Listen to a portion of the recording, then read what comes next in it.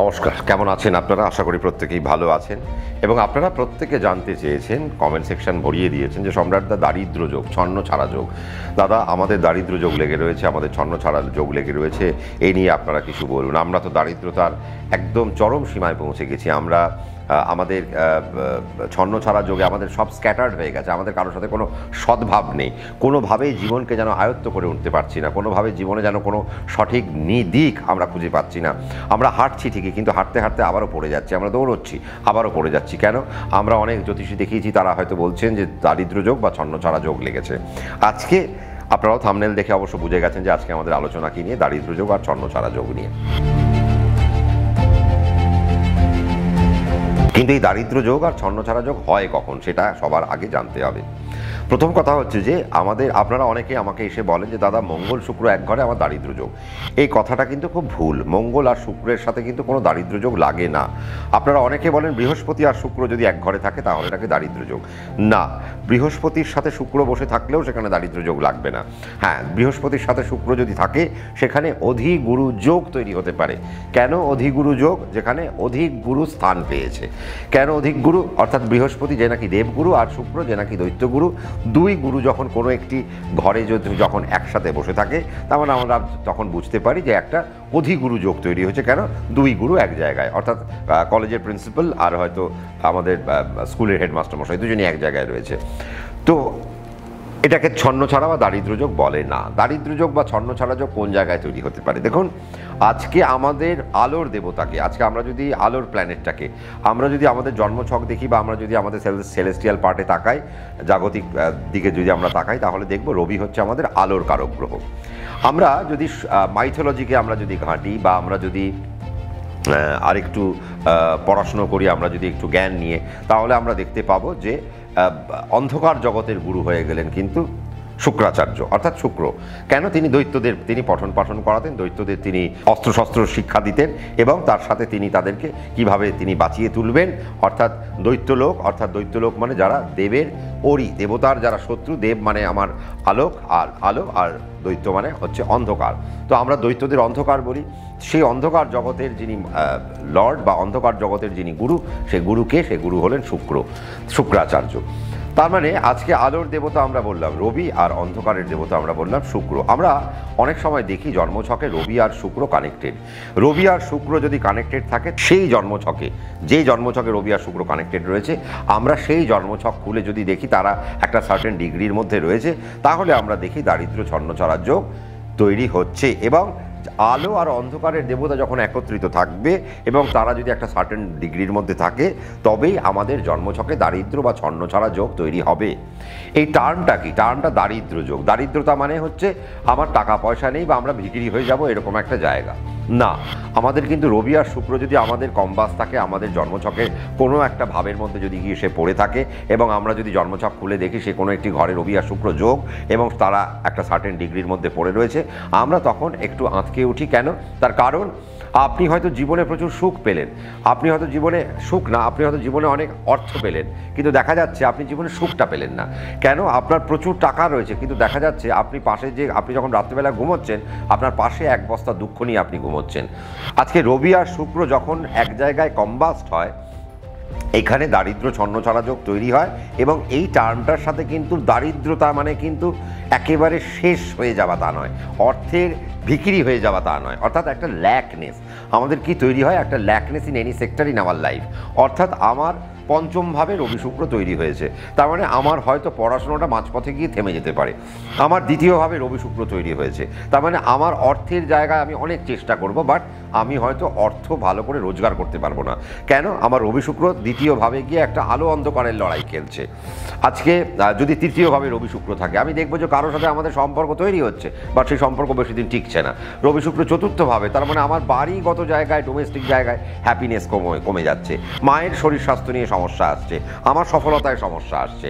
আজকে যদি আমার ষষ্ঠভাবে আসে, দেখা যাচ্ছে আমার শত্রু শেষ হচ্ছে না, আমি ঋণের পর ঋণ করে যাচ্ছি, আমার মেন্টাল কন্ডিশন আমার ভালো নেই, আমার মধ্যে একটা মানসিক উত্তেজনা চলছে সবসময়, আমি স্থির না, আমি যেন একটা অস্থির জায়গায় রয়েছি, ভালো ডিসিশন আমি নিতে পারছি না।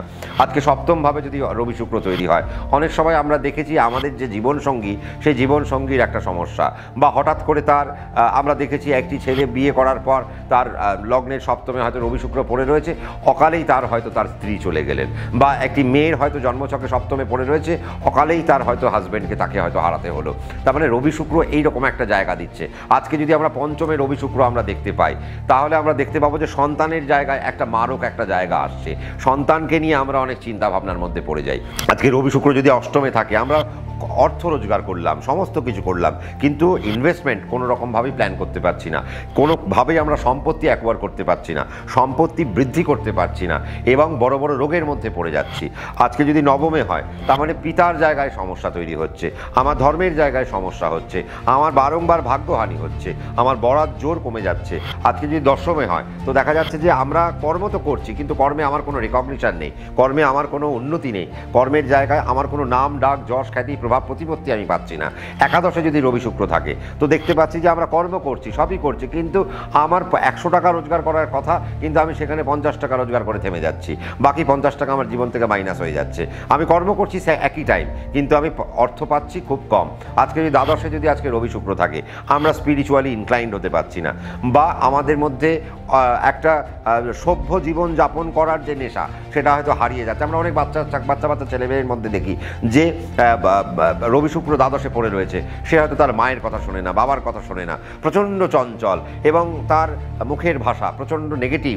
তার মানে এই যে রবি শুক্রের যে কানেকশান, এই রবি শুক্রের কানেকশানকেই আজকে কিন্তু দারিদ্র যোগ বা ছন্নছাড়া যোগ বলা হয়। আজকে এই রবি শুক্র যখন আপনাদের চার্ট দেখি, আর রবি শুক্র যখনই যে কোনোভাবেই যখন আমরা দেখি, তখন আমরা দেখতে পাই, বুঝতে পাই যে আপনাদের মধ্যে দারিদ্র যোগ বা ছন্নছাড়া যোগ তৈরি হয়েছে। এবং এই যে রবি শুক্র দারিদ্র যোগ যে তৈরি হলো, তার মানে এটি কি শুধুই নেগেটিভ না, এর কিন্তু পজিটিভ একটা ইম্প্যাক্ট রয়েছে। কি আপনারা দেখবেন, যত বড় বড় সিনেমা, যত বড় বড় নায়ক নায়িকা রয়েছে, বা অনেক বড় বড় লোক যারা রয়েছে, অর্থবান খুব ধনী ব্যক্তি, তাদের মধ্যে কিন্তু রবি শুক্রের প্রভাব অনেক বেশি দেখা যায়। এবং রবি শুক্র যদি আমাদের ন্যাটাল চার্টে যদি এক জায়গায় থাকে, আমি সবসময় সেই সমস্ত ছেলে মেয়ে বা যেই জাতক জাতিকাদের বলি যে আপনারা যদি একটু ক্রিয়েটিভ পার্টকে যদি আপনারা ধরতে পারেন, তাহলে আপনাদের জন্য অত্যন্ত ভালো হয়। কেন, রবি শুক্র যদি এক ঘরে থাকে, তারা প্রচণ্ড ক্রিয়েটিভ হয়। হ্যাঁ, এবার এক একটা ভাব অনুযায়ী ক্রিয়েশনটা এক এক রকমভাবে জায়গায় আসে। কেউ হয়তো অভিনয়ে ভালো হবে, কেউ হয়তো গানে ভালো হবে, কেউ হয়তো নাটকে ভালো হবে, কেউ হয়তো আঁকায় ভালো হবে, কেউ হয়তো শিল্প ভাস্কর্যে ভালো হবে, কেউ হয়তো চেজে ভালো হবে, বা কেউ হয়তো ইনডোর গেমে ভালো হবে, কেউ হয়তো আউটডোর গেমে ভালো হবে, কেউ সৃজনশীলতায় ভালো হবে, কেউ হয়তো সিনেমা লিখবে, কেউ হয়তো কবিতা লিখবে, বা কেউ হয়তো কবিতা আবৃত্তি করবে। এই রকম জায়গাগুলো কিন্তু রবি শুক্রের জন্য একটা ইম্পর্টেন্ট পার্ট। এবং রবি শুক্র যদি এক ঘরে থাকে, আমরা বড় বড় মডেল আমরা হতে দেখেছি যে রবি শুক্র এক ঘরে রয়েছে, তার মানে মডেলিং প্রফেশন তার জন্য খুব ভালো হতে পারে। রবি শুক্র এক জায়গায় রয়েছে, তার মানে তার মধ্যে হয়তো এয়ার হোস্টেস সে হয়ে যেতে পারে, সে কোনো বিমান সেবিকা বা বিমান সেবক তিনি হয়তো হয়ে যেতে পারেন। রবি শুক্র এক ঘরে থাকলে তারা হয়তো ভালো ভ্রমণমূলক জায়গায় তারা অনেক বড় নাম কামাতে পারে, বা তারা হয়তো ভালো একজন গায়ক হতে পারেন, বা তিনি হয়তো গান লিখতে পারেন, বা একজন ভালো বাদ্যশিল্পী হতে পারেন, বা তিনি কোনো যন্ত্র বাজাতে পারেন। আজকে রবি শুক্রের এই যে জায়গাটা, অর্থাৎ ক্রিয়েটিভ জায়গাটা, কেউ ফ্যাশনে খুব ভালো হয়ে যাচ্ছে, কেউ ফ্যাশন ইন্ডাস্ট্রিতে খুব ভালো করছে, কেউ হয়তো সুতোর জায়গায় ভীষণ ভালো কাজকর্ম করছে, কেউ আর্টিস্টিক জায়গায় ভীষণ ভালো কাজকর্ম করছে। আবার রবি শুক্র যদি এক ঘরে থাকে, তারা হয়তো খুব ইভেন্টের জায়গায় খুব ভালো কাজকর্ম করছে। কিন্তু সমস্যাটা হচ্ছে কি না, রবি শুক্র এক ঘরে থাকলে আমাদের জীবনে নক্কারজনক ঘটনাগুলোও কিন্তু ঘটতে যাবে। যেমন রবি শুক্র যদি এক ঘরে থাকে, আমরা সাধারণত আমরা সেখানেও কিন্তু, এবং তারা যদি একটা খুব বাজে ডিগ্রির মধ্যে থাকে, আমরা কিন্তু নো ফোরকাস্ট লিখে দিই, এবং সেখানে আমরা আর প্রেডিকশান দিতে পছন্দ করি না। আমরা বলি হ্যাঁ আপনার টাকা পয়সা মুক্তমুখ হবে, কিন্তু আমরা বুঝতে পারি যে তার জীবনে নেগেটিভ ঘটনাবলী প্রচুর ঘটবে। হয়তো দেখা গেল কেউ হয়তো বিয়ে করলো, তার কোনো বিয়েই টিকছে না। মানে আমার কাছে এরকম একটা উদাহরণ রয়েছে, বর্ধমানে আমাকে দেখাতে এসছে, 11 নম্বর বিয়ে করে আমার সামনে এসে বলছে, দাদা আমি 11 নম্বর বিয়ে করেছি, আমি বিয়ে করতে করতে ক্লান্ত হয়ে গেছি, আমার কি এই বিয়েটা টিকবে? আমি যদি আর এই বিয়েটা না থেকে আমি আর বিয়ে করব না। তো আমি তাকে দেখে বললাম যে বাবা, তোমার তো গিনিস বুকে নাম তোলা উচিত, এখন তুমি 11 নম্বর বিয়ে করে ফেলেছো, এটা বিরাট বড় একটা প্রাপ্তি। তোমার এখনও মানে তাকে হ্যাটস অফ যে তার মানে ওই বিয়ে থেকে তার ইচ্ছেটা এখনও সরে যায়নি, সে ক্লান্ত হয়েছে ঠিকই, কিন্তু তিনি এখনও দৃঢ় যে না আমার বিয়ে একদিন ভালো হবে, এই বিশ্বাসটা তার আছে।